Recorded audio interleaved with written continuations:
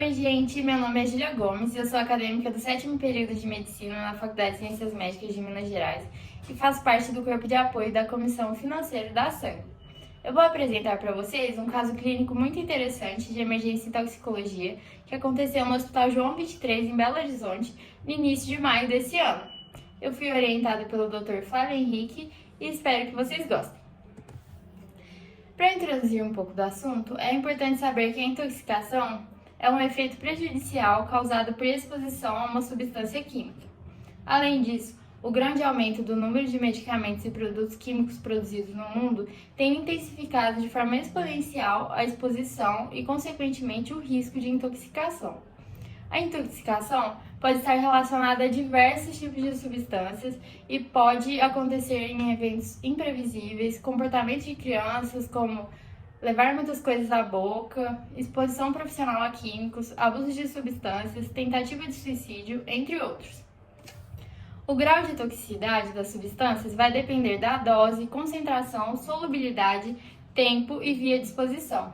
Já as manifestações clínicas são bem variadas, a depender das substâncias de cada caso, e são influenciadas pelas condições prévias do paciente, tendo uma variação individual. Algumas manifestações clínicas comuns são náuseas, vômitos, sonolência, dispneia, astenia e cefaleia. Quando a intoxicação é grave, pode haver comprometimento da consciência, alucinações, agitação, coma, convulsões e edema pulmonar. Normalmente, as tentativas de autoextermínio tendem a ser mais graves devido à escolha de substâncias mais potentes e à ingesta de maior quantidade e a comum demora para o atendimento inicial. O caso clínico se trata de um paciente do sexo masculino de 54 anos que foi admitido no dia 6 de maio no pronto atendimento de emergência do Hospital João 23. Ele apresentava confusão mental, redução da acuidade auditiva, cansaço e taquidispneia. A acompanhante, que estava um pouco confusa, relatou que há 3 semanas o paciente iniciou o quadro de tosse e sintomas gripais e há 1 semana veio evoluindo com o quadro atual. Nega comorbidades, alergias, uso de drogas, etilismo ou tabagismo. O paciente faz acompanhamento com o médico da longevidade e uso de vários suplementos. No exame físico, foi possível notar que o paciente estava em regular estado geral, afebril, com pele amarelada, mas com as escleras dos olhos brancas, e taquipneico com esforço respiratório. A acompanhante, então, mostrou uma grande lista de medicamentos de uso contínuo do paciente, que englobavam diversos suplementos, como casca sagrada, tiamina com carbonato de cálcio 2 vezes ao dia, magnésio, entre outros. Mas o mais impressionante foi o AS de 500mg, que o paciente vinha tomando uma cartela por dia já há 3 semanas, sendo que anteriormente ele fazia o uso do AS em um comprimido por dia de 100mg. Entre os exames complementares iniciais, foi importante notar uma taquicardia de 125 batimentos por minuto, o RNI aumentado, atividade protrombina diminuída, lipase aumentada e TGP aumentado. Além disso, através dos valores da gasometria arterial, podemos notar também uma acidose metabólica com alcalose respiratória. Então, de acordo com a história do paciente fortemente sugestiva e as manifestações clínicas e laboratoriais, podemos chegar à hipótese diagnóstica de intoxicação exógena grave por AS. A conduta inicial foi a hidratação do paciente com Ringer lactato para tentar restabelecer o equilíbrio hidroeletrolítico. Também foi feita a infusão intravenosa de 100 ml de bicarbonato de sódio e foi iniciado o acompanhamento do padrão respiratório e a observação do paciente na sala de emergência. Na evolução do caso, o paciente apresentou bexigoma devido à dificuldade para urinar em coletor.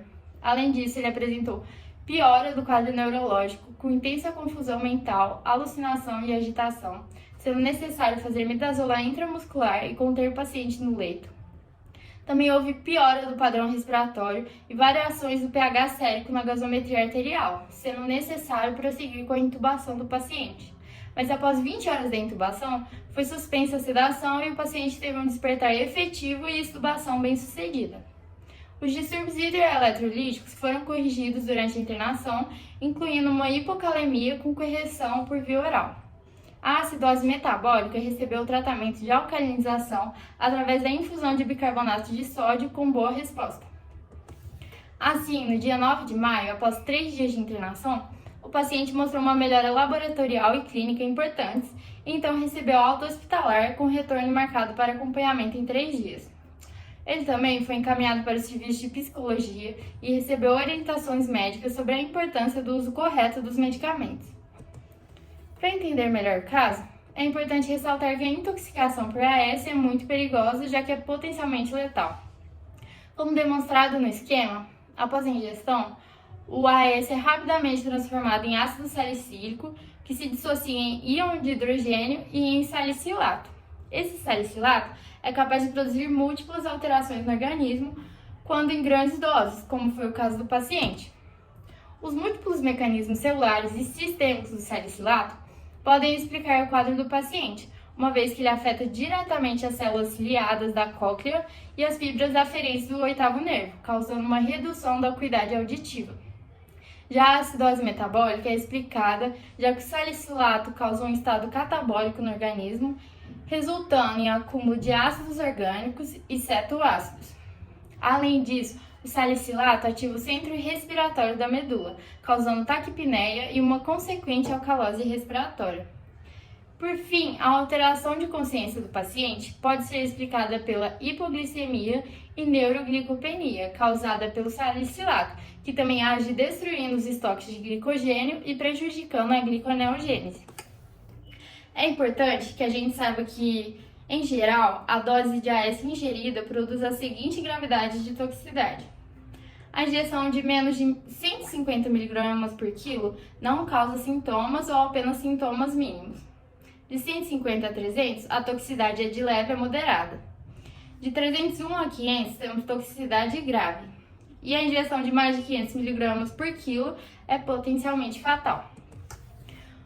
Um possível diagnóstico diferencial da intoxicação por salicilatos poderia ser de cetoacidose diabética, mas não precisou ser descartada nesse caso devido ao forte indicativo na anamnese de intoxicação por AS.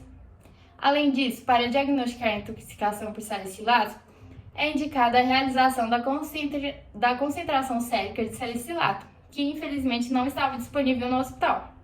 Foi feita a gasometria arterial, que também é indicado, até a estabilização do estado ácido base do paciente, e a realização dos exames de eletrólitos básicos, ureia, creatinina e raio-x de tórax. O manejo do paciente com intoxicação por salicilatos deve se basear em suporte com oxigênio suplementar conforme a necessidade do paciente, que foi feito inicialmente no caso, mas não foi possível evitar a intubação, como também indicado. Além disso, é recomendada a administração de múltiplas doses de carvão ativado para eliminar as toxinas do corpo. Mas como já se tratava de uma intoxicação crônica, não foi realizada essa administração.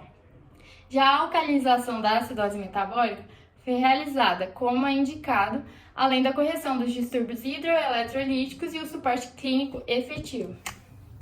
Para finalizar, é importante lembrar que a intoxicação por salicilatos é potencialmente fatal e não tão rara, talvez relacionada com a prescrição e utilização liberal desse tipo de medicamentos. Dessa forma, os plantonistas devem ter conhecimento sobre a ação de substâncias químicas que, em algumas situações, podem agir no organismo humano e provocar reações adversas ou até mesmo ameaçar a vida dos pacientes.